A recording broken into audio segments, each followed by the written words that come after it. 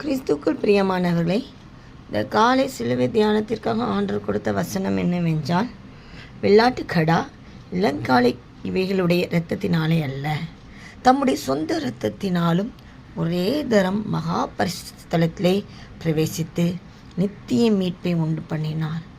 பிரியமானவர்களே, பல ஏற்பாட்டில் மனிதர்கள் பாவம் செய்யும் பொழுது அவர்கள் குற்ற நிவாரண பலியாக, பாவ நிவாரண பலியாக வெள்ளாட்டுக்கடா, இல்லைங்காலை கடா இவைகளை செலுத்தினார்கள்.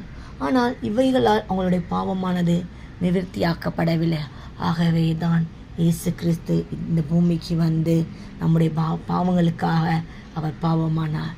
ஏனென்றால் நமக்கு நித்தியமாக ஒரு ஜீவனை கொடுக்கும்படியாக, நித்திய வாழ்க்கையை கொடுக்கும்படியாக அவர் மனிதன் ஆனார். அவர் இந்த பூமியில் மனிதனாக பிறக்காவிட்டால், அந்த பூமியில் சிலுவை பாடுகளுக்கு சகிக்காவிட்டால், இந்த நாளில் நம் ரட்சிப்பு